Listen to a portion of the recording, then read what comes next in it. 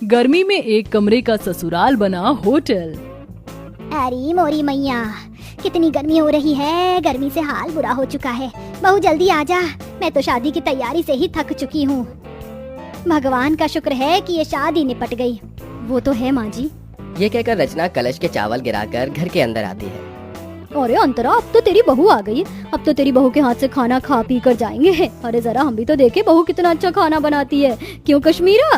अरे हाँ हाँ बहू, मुझे बहुत गर्मी लग रही है। मुझे क्या, सबको ही लग रही होगी। गर्मी जो इतनी पड़ रही है तो जा सबके लिए ठंडा ठंडा शरबत बना कर ले आ। जी बुआ जी। और सुनो, तुम शहर में नहीं गांव में हो तो यहाँ पर तुम्हें घूंघट में रहना पड़ेगा। जी बुआ जी।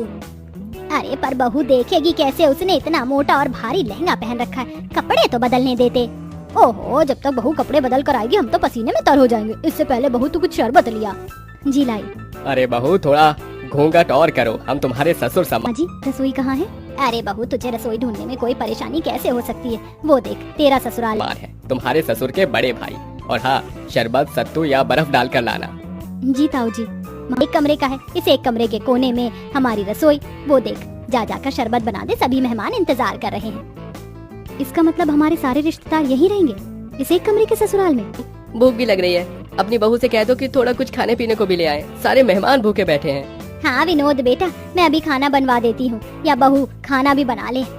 मुझे इतनी गर्मी लग रही है, ऐसा लहंगा पहनकर मैं खाना कैसे बना? और कहाँ जाएंगे बहू, यहाँ पूरे में बिस्तर बिछा देंगे, सब यहीं लेट जाएंगे। हे भगवान, इतनी गर्मी में सारे लोग एक ही कमरे में कैसे रहेंगे? ऊपर से रसोई भी यहीं है, सारी गर्मी इधर ही आ पाऊंगी। और यहाँ तो कोई कमरा भी नहीं है जहाँ मैं चेंज कर पाऊँ। इसीलिए तुझे मना कर रही हूँ, अभी सबको खाना दे दे, शांत होकर बैठ जाएंगे तो तू अपने बाकी के काम निपटा लेना। जी माँ जी। ऊपर से मुझे ना कपड़े चेंज करने दे रहे, ना घूंघट हटाने दे रहे। मैं तो ऐसी गर्मी में पागल हो जाऊंगी। ये कैसी जगह शादी हो गई है मेरी। इतना कहकर दिल पर पत्थर रखकर उस एक कोने की रसोई में रचना बड़ी मुश्किल से घूंघट में शरबत बनाती है और एक एक करके सभी मेहमानों को शरबत देती है। अरे बहू, इतना सा ही शरबत बनाया था क्या? अरे जरा अपने घर के लोगों को तो देखो, सारे मेहमान हैं। जाओ और शरबत बनाकर लेकर आओ। जी अभी लाई। अरे अंतरा मामी बड़ी मुश्किल से रचना खाना बनाने के लिए लहंगे में बैठ पाती है। पूरी सब्जी बनाते बनाते उसे पसीने आने लगते हैं। हे भगवान, मैं तो थक गई। पता नहीं कैसे लोग हैं जो इस एक कमरे के ससुराल को समझ रखा है। और नहीं, बहू इन्हें नौकरानी लग रही है। आते ही नई बहू से कोई काम करवाता है क्या?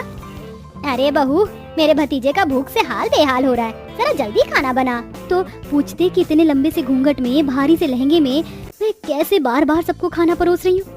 ये मैं ही जानती हूँ। आपको क्या है, अपना सहरा शेरवानी उतार कर बैठ गए हैं चार जनों में की करने। अरे रचना, ऐसी कोई बात नहीं है, मैं माँ से बात करता हूँ। अरे बेटा, यहाँ बहू के साथ क्या कर रहा है? हमारे साथ भी आजा, बैठ जा। और बहू, राजन विनोद की प्लेट खाली है, जा उन्हें सब्जी पूरी दे दे। जी जी अभी। और तुम तो छोड़ो मेरा हाथ। खत्म हो जाने पर बैठने आती है कि लहंगे की वजह से उसका पैर फिसल जाता है और माधव उसे संभाल लेता है। रचना, तुम ठीक तो हो ना? आप तो रहने दीजिए, आपको मेरी कोई फिक्र नहीं है। अगर फिक्र होती।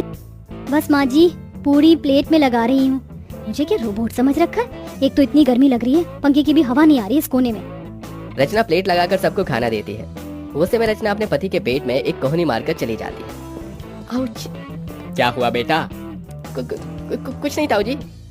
फिर सबको खाना देने के बाद रचना थक जाती है और बैठे बैठे सो जाती है। उसे देख कश्मीरा जगाने जाती है तो माधव मना कर देता है। बुआ जी, उसे उठाइएगा मत, बेचारी गृह प्रवेश के बाद से ही सबको खाना दे रही है, एक पल के लिए भी बैठी नहीं है।